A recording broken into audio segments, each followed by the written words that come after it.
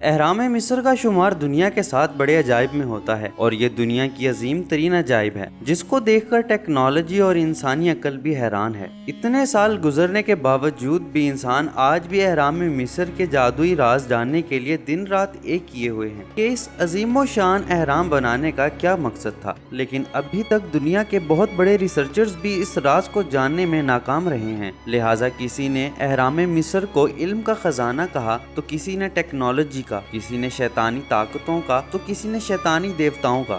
مگر سوال یہ ہے کہ ان اہرام کی تعمیر کا کیا مقصد تھا، اسے کس نے اور کیسے بنایا، اور یہ آج تک قائم کیسے ہے؟ اگر ہم ان سوالوں کے جواب قرآن اور سائنس سے لے رہے ہیں تو ہمیں کیا جواب ملتے ہیں، آئیے دیکھتے ہیں۔ ماہر آثار قدیمہ اس بات پر اتفاق کرتے ہیں کہ ان اہراموں کی تعمیر کا مقصد مصر کے فرعون اور شاہی خاندانوں کو اس میں مدفن کرنا تھا، کیونکہ اس وقت ان مصریوں میں یہ عقیدہ موجود تھا کہ تدفین کے بعد کسی شخص کے جسم کو محفوظ کر کے رکھ دیا جائے تو ایک خاص وقت کے بعد وہ دوبارہ زندہ ہو جائے گا۔ اس لیے اس وقت کے مصری لوگوں نے اعلی وقت کے بادشاہ، جن کو فرعون کہا جاتا تھا، ان کی ممیز بنا کر ان اہرام میں محفوظ کر دی تاکہ وہ بغیر کسی کے چھیڑے ایک لمبی اور سکون کی نیند لے سکیں۔ اس کے ساتھ ساتھ یہ مصری لوگ فرعون کے ساتھ اس کی بیویوں، کنیزوں، سونا چاندی، زیورات اور کھانے پینے کا سامان بھی ساتھ دفن کر دیا جاتا تھا تاکہ جب وہ اپنی نیند سے بیدار ہوں تو اسے ہر چیز وہیں ملے۔ ان اہرام کے اندر کچھ عبارتیں بھی لکھی ہوئی ملتی ہیں جن پر لکھا گیا ہے کہ اگر کسی نے ان کی نیند خراب کرنے کی کوشش کی تو اسے ایسا کرنے سے بہت برے نتائج کا سامنا کرنا پڑے گا۔ یہ اہرام مصر کے دارالحکومت کیریو سے 10 میل کی دوری پر واقع ہے۔ تحقیق کے مطابق اب تک ٹوٹل 138 چھوٹے بڑے اہرام یہاں دریافت ہو چکے ہیں۔ سب سے پہلے ان اہرام کو ڈھونڈنے والے ہیٹروٹرس نے 450 BC میں دریافت کیا اور انہیں پائرس کا نام دیا۔ اس دور میں ان اہرام کی اونچائی 481 فٹ تھی، جو وقت کے گزرنے کے ساتھ ساتھ موسم کی تبدیلیوں کی وجہ سے 450 فٹ رہ گئی۔ بغیر چھت کے ان قدیم اہراموں نے ان انسانوں کو حیرت میں ڈالا ہوا ہے، کیونکہ ان کی تعمیر میں استعمال ہونے والے چھوٹے سے چھوٹے پتھر کا وزن بھی 2 ٹن ہے اور زیادہ سے زیادہ 30 ٹن والے پتھر کا استعمال ہوا ہے۔ ان اہراموں کی بیرونی سطح چکنی اور ہموار تھی، جس کی وجہ چونے کا پتھر یا کرومائٹ کا استعمال ہے، جس وجہ سے جب اس پر دھوپ پڑتی تھی تو اس سے مختلف رنگ نظر آتے تھے۔ مگر آہستہ آہستہ لوگوں نے ان چونے کے پتھروں کو چوری کر کے اپنے گھروں کی زینت بنا لیا ہے۔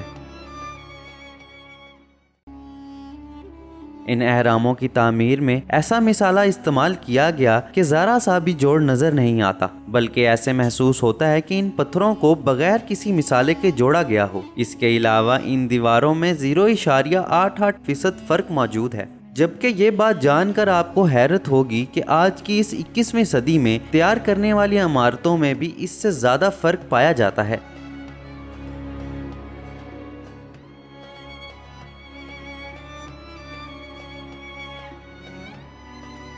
سوال یہاں یہ بنتا ہے کہ کیا اس صدی کے انسان قطب نما کا استعمال جانتے تھے؟ اس وقت میں ایسی کون سی ٹیکنالوجی تھی جو آج کے انسانوں کے پاس نہیں ہے؟ اور اس دور کی کوئی بھی کنسٹرکشن کمپنی اہرام مصر کو تعمیر نہیں کر سکتی اور نہ ہی ایک جگہ سے دوسری جگہ لے کر جا سکتی ہے۔ اسی وجہ سے اہرام مصر کی تعمیر میں جادوئی عناصر اور خلائی مخلوق کے حصہ لینے کا بھی دعویٰ کیا جاتا ہے۔ غزہ کے مقام پر موجود 3 اہرام، جن کا نام خوفو، خفارہ اور منکاوار ہیں، اور ان کا شمار دنیا کے 7 عجائب میں ہوتا ہے۔ سب سے بڑا عجائب خوفو ہے، جس کا وزن 7 کروڑ ٹن ہے۔ سوچنے کی بات یہ ہے کہ بنا کسی ٹیکنالوجی یا مشین کے یہ سب کیسے ممکن ہوا؟ بغیر کسی مشینری کے ان بھاری پتھروں کو کیسے اوپر لے کر جایا گیا؟ ان اہراموں کے متعلق بہت کہانیاں عام ہیں، لہٰذا ان سے حقیقت کو ڈھونڈنا بہت مشکل ہو گیا ہے۔ ہیٹروٹرس کے مطابق ان اہراموں کی تعمیر میں 1 لاکھ مزدوروں نے حصہ لیا، جنہوں نے 20 برس تک دن رات محنت کر کے ان عجائب کو تیار کیا اور سینکڑوں ٹن وزنی پتھروں کو اس انداز میں جوڑا کہ ان کے جوڑ کو تلاش کرنا بھی مشکل ہے۔